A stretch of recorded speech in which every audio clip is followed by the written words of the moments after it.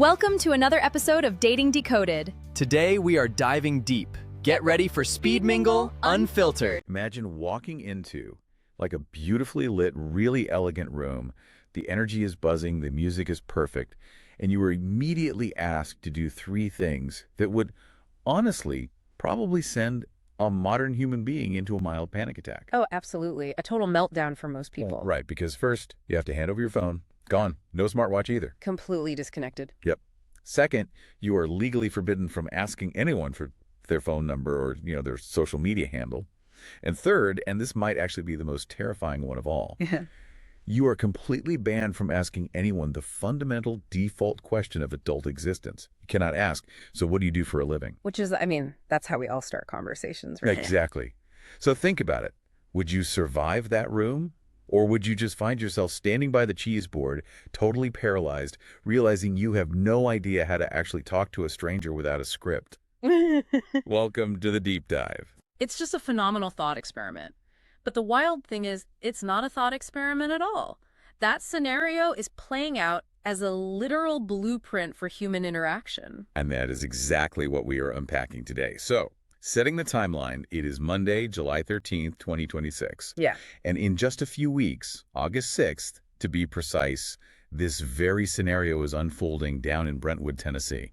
Yeah, at a rather stunning historic estate called Mere Bowls. We have gotten our hands on this massive stack of internal documents, promotional materials, and this highly detailed participant dashboard for an event called a Fizz Speed Mingle. Which sounds like a standard mixer, but the documentation reveals it's anything but. Oh, totally. Our mission today goes way beyond just reading an event flyer. Okay, let's unpack this. We are looking at these documents because they represent this fascinating, maybe even a little desperate attempt to reverse engineer human connection. Yeah, I think desperate is the right word, honestly. Right. We want to understand how modern society is actively trying to hack its way out of social anxiety, digital burnout, and just the sheer agonizing awkwardness of traditional networking. The baseline assumption woven through every single page of this event guide is that our current methods of meeting each other are not just flawed, they are fundamentally broken. Yeah. They're actively eroding our capacity for authentic connection. So the organizers aren't just hosting a party, they have basically diagnosed a societal disease, and this event is their incredibly meticulous, highly structured cure. So before we look at the cure, we need to spend some time in the clinic, right? We need to diagnose the disease. Like, why is a hyper-engineered social event even necessary in the year 2026? Well, the source material takes direct aim at two major frustrations of modern life. The first being digital burnout, and the second being the utter failure of traditional in-person speed dating or structured networking. Let's start with the digital side, because I think anyone listening to this has felt that specific hollow exhaustion. Oh, for sure. The endless scrolling on dating apps or, professional networking platforms, it's soul-crushing. The documentation approaches digital burnout by really analyzing the mechanics of how we interact with these platforms. The core issue is that apps cause profound psychological fatigue because they operate in a vacuum of authentic chemistry. Right, because you're just looking at a screen. Exactly. Think about the process. You're presented with a static, highly curated, hyper-filtered image. You aren't actually engaging with a human being. You are engaging with a marketing campaign. Yes. You're basically acting as a PR firm of one. You're only looking at someone's highlights reel. And, the human brain hates a vacuum. So when presented with a two-dimensional profile and like three witty sentences, your brain automatically fills in the massive blank. With our own assumptions, right? Yes, assumptions, desires, projections. You build an entire fictional persona around this static image. And the burnout occurs because when you finally interact with that person, whether via text or eventually in person, those artificial assumptions inevitably collide with reality. Because no one can live up to the fantasy we invent in our heads. Precisely. The friction between the fantasy you built and the actual human being in front of you creates this constant cycle of disappointment and false starts. It's the illusion of infinite abundance. You look at your phone and feel like you have access to 1,000 potential soulmates or business partners, but you're actually completely isolated. You're treating human beings like they are items in a mail order catalog. Right, like, I'll take one 35-year-old architect who likes hiking, please. But humans just do not work like flat-pack furniture. Which leads to the natural counter-argument. People get burnt out on the apps and say, fine, I'll log off. I'll go to a traditional in-person mixer. I'll go to a speed dating night at a local bar. Which sounds like a good idea in theory. In theory, sure. But the source material utterly dismantles the architecture of those old-school physical events, too. They describe traditional speed dating as deeply clinical, heavily judgmental, and akin to high-stakes interviews. Oh, it really is a nightmare. Yeah. Have you ever been to one of those traditional setups? I have, and it's a lot. It's like a rapid-fire interrogation. Everyone is terrified of dropping a conversational gutter ball. You walk in, sit down at a tiny two-top table, and a buzzer goes off. And you're instantly on the defensive. Exactly. You're staring across from someone, the timer is ticking, and it's just this intense volley. Where did you go to school? Do you want kids? What's your 5-year plan? You're sweating through your shirt in, like, 2 minutes. The psychological pressure of that environment completely stifles the one thing you're actually trying to uncover, which is authenticity. Yeah. When people feel like they're being assessed in real time, when the dynamic mimics a job interview, they immediately throw up defensive walls. They just rely on rehearsed answers? Exactly. They perform the version of themselves they think will score the highest points. The explicit, overarching goal of the pop, fizz, and speed mingle is to resurrect the art of real face-to-face conversation. But to do that, they have to strip away the digital algorithms of the modern era, right? And they have to completely dismantle the physical clipboards and interrogations of the past. They essentially have to rebuild the room from scratch. So how do they physically re-engineer an environment to force people to relax? Because this is where the physical architecture of the mingle becomes so fascinating. They literally manipulate the physical space to alter human behavior. The environment itself is the first variable they control.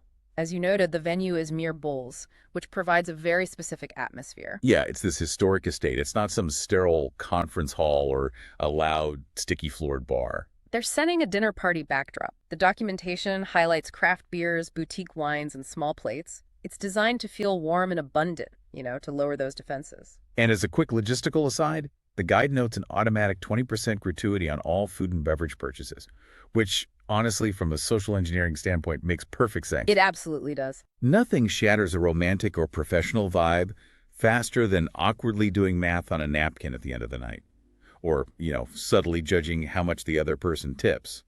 By automating it, they remove another micro-stressor from the environment. Eliminating friction is the name of the game here.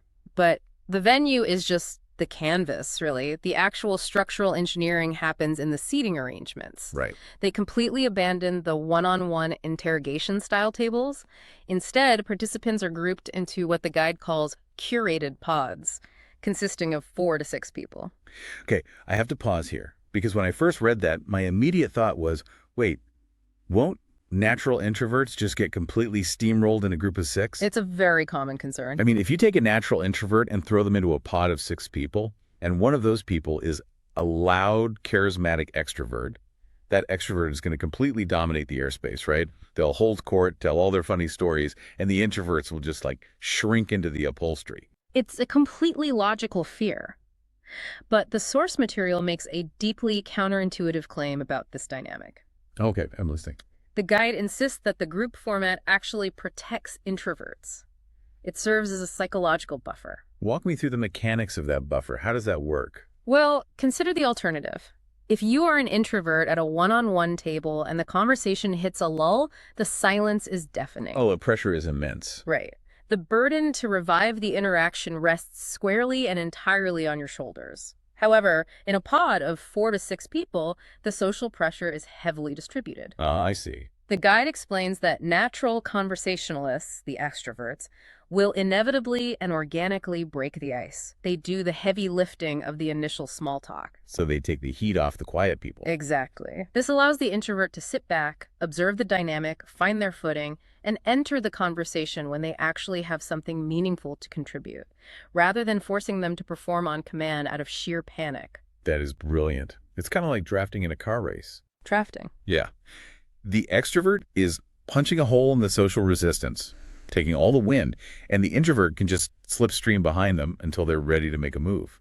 You just coast on the extrovert's energy until you feel safe. That is a perfect analogy, and the timing of these interactions is just as meticulously calculated as the seating. Right, they use timed intervals. Yes, signaled by an audio chime or a bell.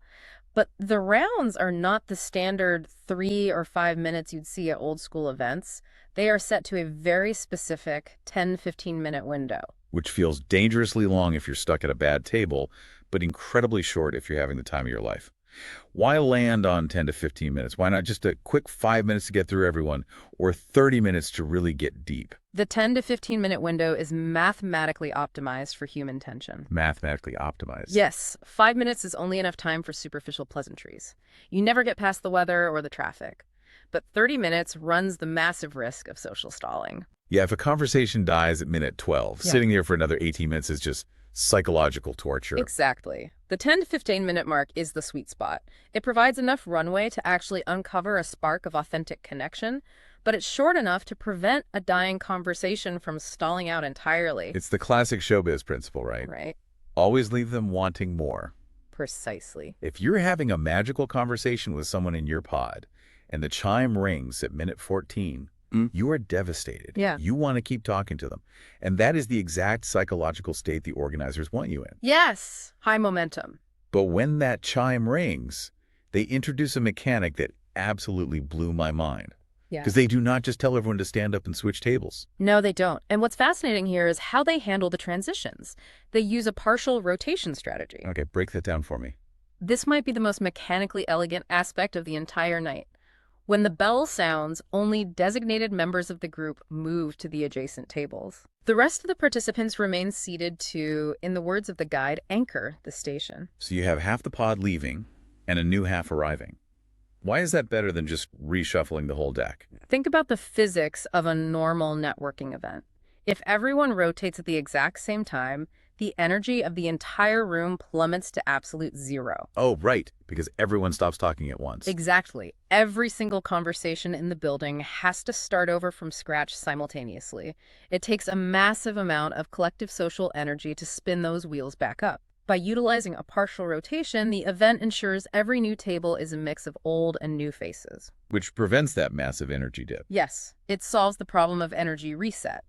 Because the anchors already have a rapport. Right, they've been talking for 15 minutes. Exactly. They have a rhythm, they have an inside joke. So when the new group sits down, they aren't staring at a blank canvas. They're stepping into a stream that is already flowing. Keeping the momentum high without resetting the room to zero. The social inertia is maintained throughout the entire evening. It's like merging onto a highway instead of having to build the car from scratch at every green light. That's a great way to put it. Okay, so they've engineered the venue, the seating, the timing, and the physical movement of the bodies in the room.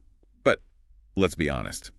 You can put people in the most perfectly mathematically optimized chairs in the world, and they will still be terrified of rejection. Human nature doesn't just disappear because the chairs are nice. Right. Human beings are incredibly fragile. So getting them into a beautiful room with a clever seating chart isn't enough. How do they build a psychological safety net so robust that people actually feel brave enough to be vulnerable? Well, the organizers recognize that structural engineering isn't enough without behavioral engineering. So they enforce 3 strict behavioral policies. These are the 3 pillars of psychological safety at the Mingle. And what's the first pillar? The absolute total prohibition of paper scorecards. Oh, thank goodness. The clipboard is the quintessential, horrifying prop of the traditional speed dating era. It's banned entirely. The documentation is incredibly firm on this, arguing that the moment you introduce a scorecard, you invite clinical metric-based judgment directly onto the floor.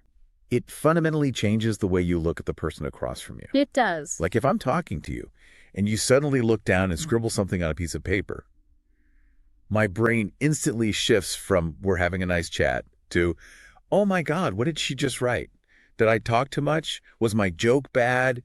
Am I failing this interaction? You're no longer present. Exactly. I'm just desperately trying to guess my grade. You cannot treat someone as a complex, nuanced individual if you are actively reducing them to a checkbox while they are speaking to you. The scorecard instantly triggers the high-stakes interview anxiety. By removing it, the organizers force the interaction to remain entirely in the present tense. Which brings us to the second pillar, I assume. Yes, the digital sanctuary policy. The unplugged floor. No phones. Right. Mobile devices, smartwatches, tablets, all of them must be silenced and completely out of sight during the active mingling rounds. Now, I can practically hear some of our listeners starting to hyperventilate at the mere suggestion of not being able to check their smartwatch for 2 hours. It's a tough pill to swallow for a lot of people. In 2026, a smartwatch is basically an external organ. Why take such a draconian stance on devices? The guide's reasoning is unflinching.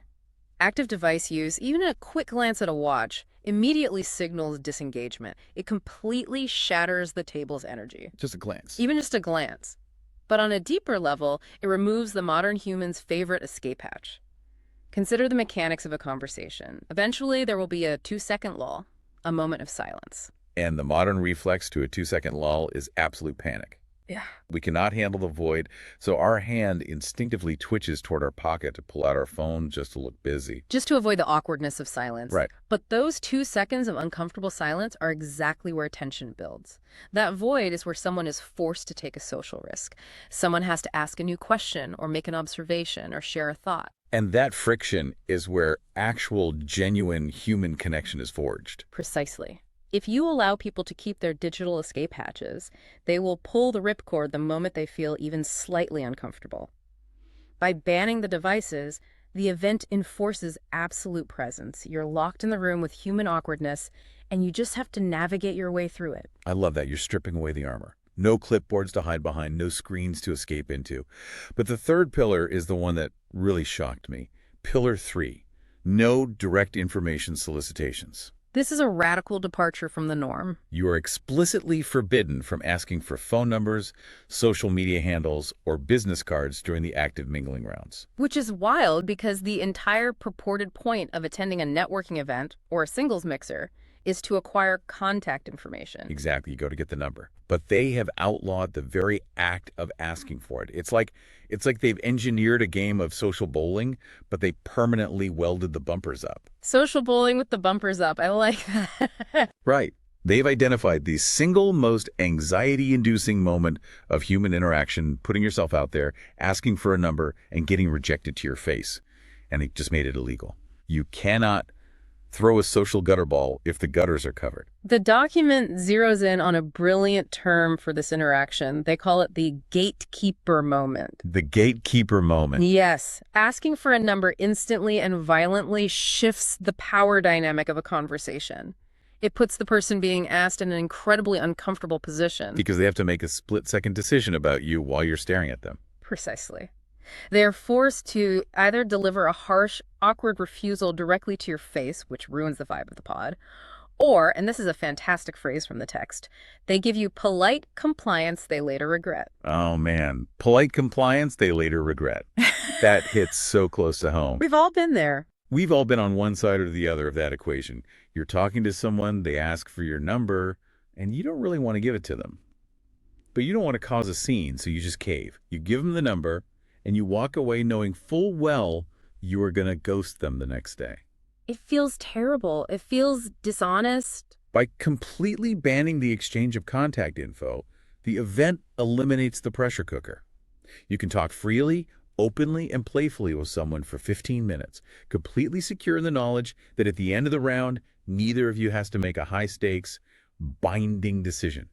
The psychological safety of knowing you won't be put on the spot allows for much deeper vulnerability. It forces people to treat each other as fellow human beings experiencing a moment together, rather than as data points to be collected for later. Okay, so let's set the scene again. You're sitting in a pod, you can't look at your phone, and you can't ask for their number. So the pressure's off. But you still have to avoid the dreaded awkward silence. How do you actually talk to them? This brings us to hacking the conversation itself. Yes, the event introduces a specific tool for this. They have one more massive ban. They do. They ban the classic networking question, what do you do? And to enforce that, they use a conversational catalyst called 52+2, the card game. It functions as a structural bypass for superficial small talk. It is literally a deck of cards. Yeah. Okay, but seriously, is bringing a deck of cards to a sophisticated mixer just a gimmick? Or is it a psychological necessity? Because it feels a little like a youth group icebreaker. According to the architectural logic of the event, it is an absolute necessity, because the explicit primary function of this card game is to prevent anyone from falling back on, what do you do? I despise that question with my entire being, but I am just as guilty of using it. It's so deeply ingrained in our social script. It's the default. It's the absolute first thing out of anyone's mouth the moment the weather has been discussed. Why is this event so desperate to kill it? The analysis in the guide breaks down the sociology of that question brilliantly. Asking, "What do you do?" is not a harmless icebreaker. It immediately and aggressively forces people into rigid professional identities. In a matter of seconds, it establishes a hierarchy in the pod. It invites immediate status comparisons. It creates an instant corporate org chart at a cocktail party. Exactly. Imagine a pod where one person answers, "I'm a neurosurgeon," and the person next to them answers, "I was recently laid off and I'm between jobs." Yikes. The vibe would just die. The dynamic of that table is instantly warped. The neurosurgeon is placed on an invisible pedestal, and the person between jobs feels an immediate pressure to justify their existence. The authenticity dies instantly. You stop seeing a group of complex, multifaceted human beings, and you start seeing a collection of walking LinkedIn profiles. You judge the neurosurgeon as successful, but maybe unapproachable, and you judge the unemployed person with pity or dismissal. The actual human being is buried under their W-2, and that's why the card game acts as an external mediator. The cards are loaded with fun, meaningful, and sometimes bizarre or thought-provoking prompts. Which takes the pressure off the individual. Yes, it takes the immense pressure off you to come up with the perfect line or be naturally witty. It deflects the vulnerability. Think about it. If I sit down at a table and immediately ask you, out of nowhere, what is a belief you hold that most people disagree with? I look like a lunatic. You look deeply intense. And frankly, a bit creepy. But if I draw a card from the deck and the card asks you that question, I'm safe. We're just playing the game. You can blame the cardboard. Right. The game guarantees engaging talking points, it keeps the vibe light, and most importantly, it forces the conversation into a space of discovery rather than resume reading. When you answer a prompt about a weird childhood memory or a passionate hobby, you're revealing your authentic personality and your perspective. And shared perspective, not shared tax brackets, is what actually forms a lasting bond. So the cards are down, the conversation is flowing, and we're completely bypassing the small talk. This leads to an incredibly important question. Who exactly is sitting in this room with you? How do they get selected, and what do they want? The way this event handles demographics and intent is wildly different from the rest of the industry. It completely flips the standard model on its head. Break that down for me. Traditional events thrive on hypersegmentation. They love to divide and conquer. But this event champions a concept they call age fluidity. Age fluidity. How does that translate into the actual attendee list? Well, the baseline is a minimum age of 21 simply because alcohol is served. But the active participants typically span a wide range, clustering heavily from their mid-30s to early 60s. And the event deliberately, vehemently rejects the industry standard of creating narrow age brackets. You mean those flyers you see that say Nashville singles mixer ages 30 to 35 only? Yes. The organizers refuse to host events like that. Now, I'll play devil's advocate here, because human nature is practical.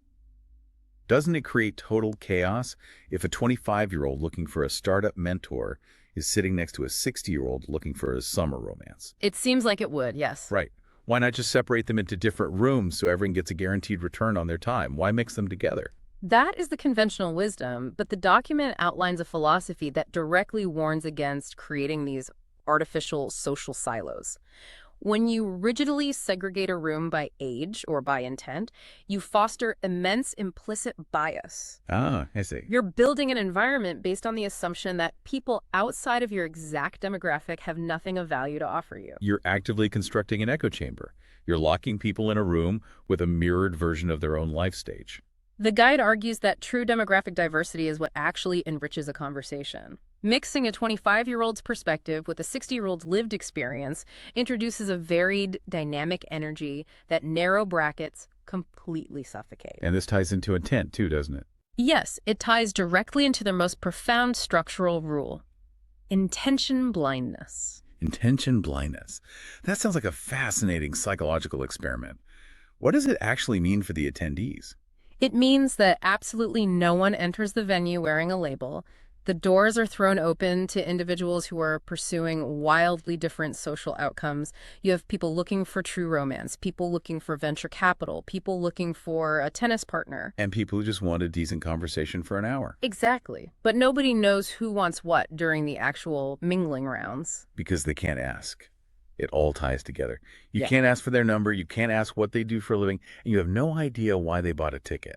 Yeah. You literally do not know if the person laughing at your joke is a CEO looking to hire a new director or a single person trying to find a date for Friday night.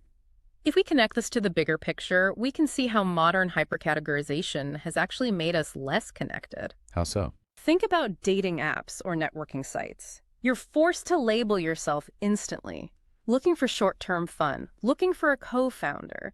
But the moment you apply that filter, you eliminate 90% of humanity from your field of view before they even have a chance to speak. Intention blindness levels the playing field. Without labels, people are forced to talk to each other as human beings first. Exactly. It's an engineered environment designed to manufacture serendipity. You might show up to this event completely laser-focused on finding a romantic partner. But because you're forced to engage with a 55-year-old woman without knowing her intentions, and you can't ask what she does, you just talk about life. And you might end up meeting your next best friend or your next business partner entirely by accident. That's the beauty of it. And to guarantee this blindness, the organizers maintain a strict privacy blackout. Specific registration data, such as overall headcounts, exact age distributions, gender identities, or racial backgrounds, is never shared with the attendees to maintain an unbiased environment. Okay, I am completely sold on the romantic notion of serendipity. But let's look at the cold, hard reality of the consumer for a second. Okay. A participant pays roughly $26 to $47 for a ticket to this event, depending on when they buy. They might embrace the serendipity in the room, but deep down, they have goals. They want a return on their investment. So how does the system actually categorize human desire behind the scenes to make sure the event isn't just total anarchy? This is where the structural engineering happens in the shadows, long before you even step foot in mere bowls. Okay, lay it on me. The system is secretly operating on 4 main intent categories, sorting people into what we could call the 4 paths of connection. Before the event, participants select deal-breaker categories and sub-interests, things like arts and culture, food and drink, or intellectual stimulation. But what are the 4 main paths? Let's break these down because the specific phrasing they use in this internal document is almost clinical. It is very precise. The first path is networking, which the system subtitles professional assent. Professional assent. The text specifically frames this as structured networking without the stale conference room feel. So it's for finding mentors, collaborators, industry insights. Yes, but without the bad lighting and the name tags. The second path is friendship, subtitled social synergy. This category is dedicated to cultivating deep platonic bonds. The guide lists examples like workout buddies, brunch partners, or co-conspirators for late-night intellectual debates. I really noticed that phrasing. They aren't just giving a generic make friends option, they're providing specific avatars of friendship. Like finding someone to debate philosophy with at midnight is a fundamentally different search than finding someone to spot you at the gym. It's brilliant expectation management. The third path is dating, subtitled romance and real chemistry. The explicit goal here is to move past the static digital profiles and experience the immediate, visceral connection of a first-look chemistry. You get the chemistry test without the massive time commitment of an expensive dinner or the awkwardness of an hour-long coffee date if there's no spark. Exactly. And then there's the fourth category. This is the one that really caught my eye, purely because of the linguistic gymnastics they use to describe it. Casual fun, subtitled spontaneous adult play. The document treads very carefully here. It defines this path as low-commitment, high-energy interactions. Let's be real, it's the formal corporate formalization of the casual hookup. Well, yes. But they wrap it in this highly structured, sanitized language. Clearly defined boundaries ensure a respectful and exhilarating experience. It's wild to see it codified like that. Defining these lanes with such clarity behind the scenes is an absolute necessity for safety and expectation management. Because remember, while everyone in the room is swimming in intention blindness, the algorithm knows exactly what everyone wants. So the algorithm is playing omniscient matchmaker in the background. Yes. It takes your chosen path, say, social synergy, combines it with your sub-interests, like arts and culture, and calculates a complex compatibility percentage for every other attendee in the room. It does the heavy lifting of aligning values silently. So that when that serendipitous moment strikes in your pod, it's mathematically more likely to actually survive in the real world. Exactly. Okay, the algorithm sets the table, but you still have to eat the meal in person. So let's fast forward. We've lived through the event, the final chime rings, the wine glasses are empty, the evening is officially over. The physical event, yes. But wait, we have a massive logistical problem. Since you were strictly legally forbidden from asking for anyone's phone number during the event, Yeah. how on earth do you actually follow up with that incredibly charming person you talked to in pod number 3? You don't just leave it to fate. Are they just gone forever? This brings us to the most sci-fi element of this entire operation, the digital bridge. This is the moment the physical, analog, unplugged event abruptly transitions into a highly controlled, tightly monitored digital afterparty. And how does that work? The entire process is run through a proprietary web app called SmartSync. SmartSync, how does someone even access it? Do you just get a link emailed to you when you drive home? The access is much more integrated than that. Your account is automatically unlocked the precise moment you physically check in at the venue door. It's essentially geofenced.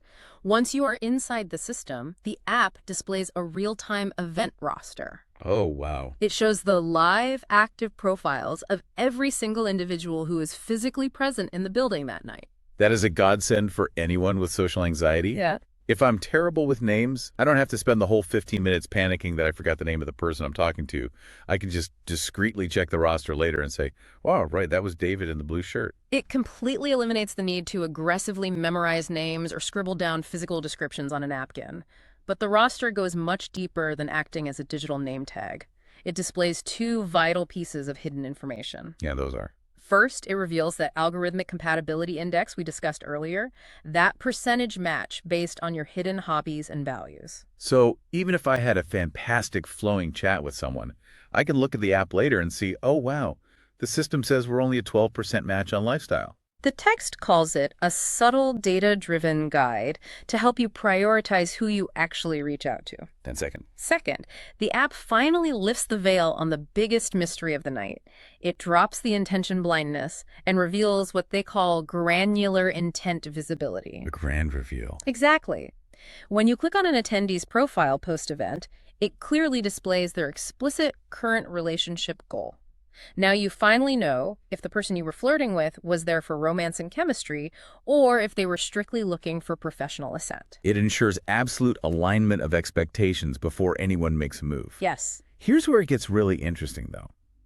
You can see their profile and you know their intent, but you don't have unlimited time to ponder your next move, do you? No, you don't. The system introduces a ticking clock, the 48-hour window. The SmartSync portal does not remain open indefinitely. It is programmed to stay fully active for exactly 48 hours following the conclusion of the mingle. It's like a time-delayed, highly targeted digital parachute. You jump out of the plane in person, completely untethered, zero numbers exchanged, free-falling in the conversation. But 48 hours later, the app deploys the parachute and ensures the connection lands safely. That is a wonderful way to visualize it. The psychological brilliance of imposing a hard 48-hour window cannot be overstated. By enforcing a strict deadline, it compels intentional, immediate action. It completely eradicates that modern phenomenon of endless digital purgatory. Endless digital purgatory. That's the perfect phrase for modern dating. It's exhausting, isn't it? It's that agonizing game where you get someone's number, but society tells you that you can't text them immediately because you look desperate. So you wait 3 days, then you finally send a text, then they wait 2 days to reply so they don't seem too eager. And the momentum just slowly bleeds out until you're practically strangers again. The game playing is completely eliminated. The 48-hour window forces your hand. You have 2 days. Make a definitive move, or the portal closes and you lose the connection forever. And if you decide to take the leap, the mechanics are pretty simple. Very simple. You locate your match, you verify that your intents align, and you click a specific button, the paper airplane icon. The paper airplane icon. Yes. This sends a secure, direct message through the platform, initiating the real-world connection. But there is one final piece of structural genius in the SmartSync app. Consider this scenario. What if you registered for the event strictly to network? You selected professional assent. You were looking for a mentor.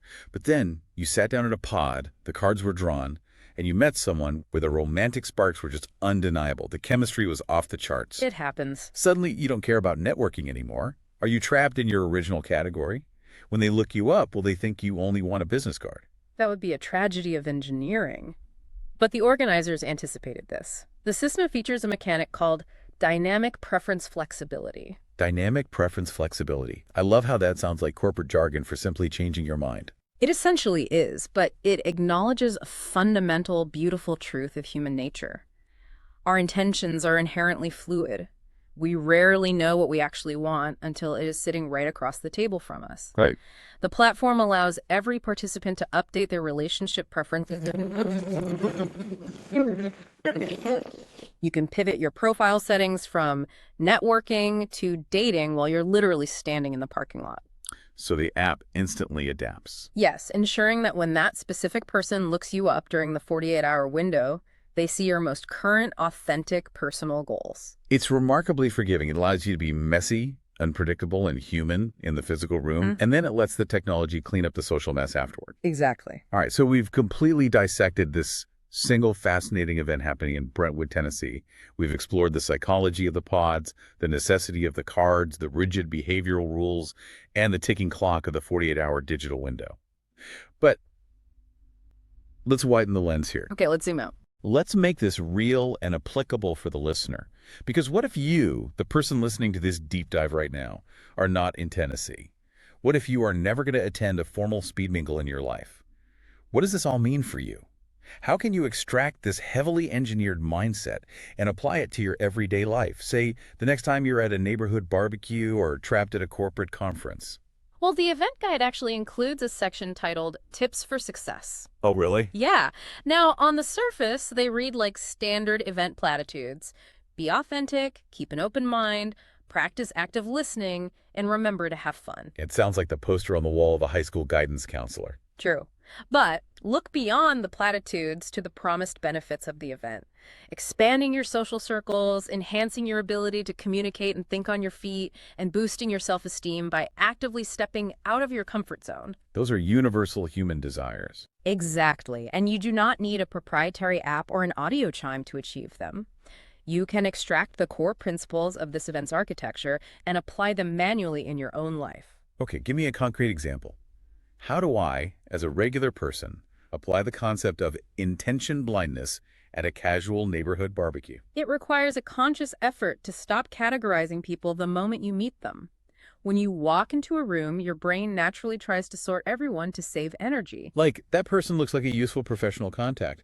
That person looks out of my league. That person looks boring based on their shoes. Precisely. You are building artificial social silos in your own mind. Challenge yourself to drop those invisible labels. Approach every single conversation as an open-ended discovery rather than a targeted mission to get something. Assume everyone in the room has a secret, fascinating life if you just bother to ask the right questions. You might be utterly surprised at who you end up connecting with when you stop filtering them before they speak. I love that approach. Speaking of questions, what about the conversation itself? How do we hack that in real life? The single most actionable takeaway from this entire deep dive is this. Ban the phrase, "What do you do?" from your own personal vocabulary. Yes. Burn it down. Strike it from the record. It is incredibly difficult to do because it's our default cultural setting. But the next time you're at a corporate conference or a dinner party, instead of asking for a job title and establishing an instant hierarchy, try asking a question that requires a narrative answer. Like what? Ask, what is taking up most of your headspace lately? Or, what are you looking forward to this weekend? Force deeper, more authentic conversations in your daily life. Essentially, you have to act as your own 52+2 card game. It takes a lot of courage to do that without a physical deck of cards to hide behind. You have to own the weirdness of asking a deep question, but the payoff, an actual memorable human interaction instead of a robotic exchange of resumes, is so profoundly worth it. It really is. Okay, let's bring this home. We started this deep dive by looking at the incredible lengths society is going to in order to fix human connection. And looking at the blueprint of the Pop, Fizz, and Speed Mingle, it is clear that they have built a very elaborate, highly functional machine. They certainly have. They use the physical architecture of the pods to protect introverts and maintain social momentum.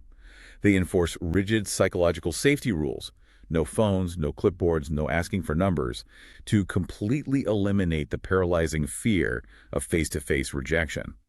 And they use a delayed digital bridge, the Smart Sync app, and the 48-hour window to cure digital fatigue and force intentional, meaningful follow-ups. They have essentially constructed a padded room for socializing. It's an environment where all the sharp, jagged edges of human interaction have been meticulously filed down by rules and algorithms to make it safe to connect again. And as we wrap up, I want to leave you, our listener, with a final thought to mull over. Something that wasn't explicitly stated in the source material, but that bubbles right beneath the surface of all these rules and regulations. It highlights a deeply fascinating, somewhat tragic paradox of modern life. Yeah. We are currently living in an era where we crave organic, face-to-face, unplugged human connection more desperately than perhaps any generation before us. We recognize that the screens are isolating us. We know the apps are burning us out. We want to be wild and free. Yet, in order to achieve that organic connection, we apparently now require highly engineered rule sets, strict behavioral bans, and algorithmic digital mediators just to feel psychologically safe enough to say hello to a stranger. Right. We want to be wild and free, but only if we are placed inside a perfectly constructed, temperature-controlled zoo. Which raises an incredibly important question for the future of society. Are we moving toward a reality where our most authentic human moments must be artificially manufactured? Wow. If we literally need a rule book and a chime to have a natural conversation, have we forgotten how to be human? Or have we just finally figured out how to cleverly engineer our way out of our own evolutionary awkwardness? Is the social bridge working? Or have we just completely forgotten how to swim? That is something for you to chew on the next time you're at a party, desperately trying not to ask the person next to you what they do for a living. Thank you so much for joining us on this deep dive into the architecture of connection. Keep questioning the structures around you, keep pushing for real vulnerability, and we will catch you next time. Thank you for listening and watching 21st Century Dating Decoded, the official Speed Mingle podcast. On the new Speed Mingle TV network.